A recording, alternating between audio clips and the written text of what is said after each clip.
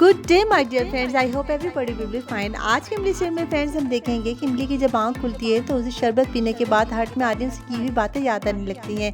जहाँ पर आर्यन इमली से कहता है कि मेरा टॉप सीक्रेट है कि पिछले 5 सालों में मैंने तुम्हें बहुत याद किया है, जितना तुम्हें भूलने की कोशिश की है उससे ज़्यादा तुम्हें याद किए है। उसकी वजह सिर्फ और सिर्फ मेरी तुमसे चाहता है, मैं तुम्हें खोना नहीं चाहता।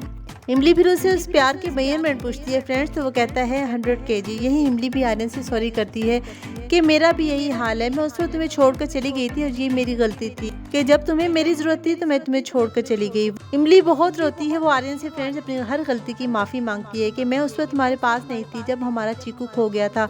मैं तुम्हारे हर दर्द की तुमसे माफ़ी मांगती हूँ कि जब तुम्हें मेरी सबसे ज़्यादा ज़रूरत थी तो मैं तुम्हारा साथ ना दे सकी। तुमने एक पल में अपना सब कुछ खो दिया, मैंने तुमसे वादा किया था मैं तुमसे वो भी ना निभा सकी, इसलिए मैं तुमसे इन सब बातों की माफ़ी मांगती हूँ। ये कहकर वो जाने लगती है। आर्यन उसका दिल हल्का कहता है, उसको रोकता है और कहता है कि आज तुम मेरा साथ छोड़कर ना जाओ इमली, गलती तुम्हारी नहीं थी, गलती मेरी भी थी। जहाँ मैंने चीकू को खोया था वहाँ तुमने भी खोया था, तुमने भी इतना दर्द सहा था जितना मैंने दर्द सहा था। मैं सेल्फिश हो गया था, जब तुम्हें मेरी ज़रूरत थी उस वक्त तुम्हें अकेला रहना पड़ा। मैं भी तुमसे अपनी ईगो और अपनी हर गलती की माफ़ी मांगता हूँ, मैं तुम्हारे बिना नहीं रह सकता।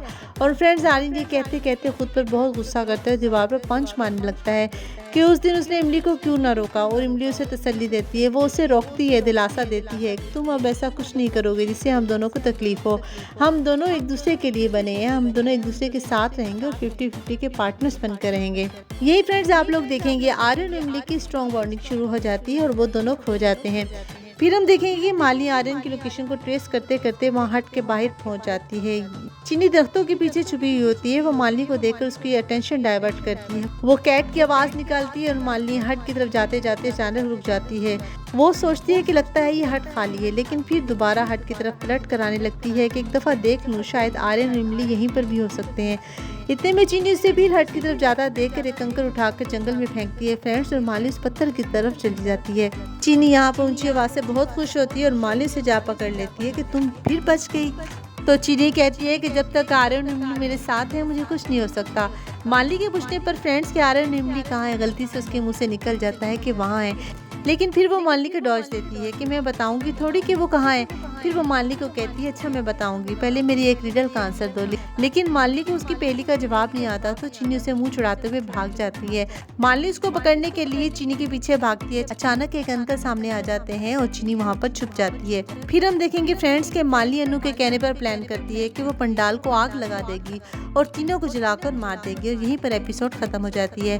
कल के इमली सीरियल में फ्रेंड्स आप लोग देखेंगे कि आर्यन और इमली हट के बाहर खड़े हैं। आर्यन इमली से पूछता है तुम ठीक हो, तो इमली नर्वसली कहती है कि वो ठीक है लेकिन पहले की तरह ठीक नहीं है।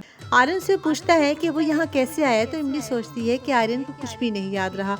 आई hope you like this update. If you like it then kindly subscribe my channel and hit the bell icon so that you can get more interesting updates like this. Thank you so much. Take good care of yourself. Goodbye.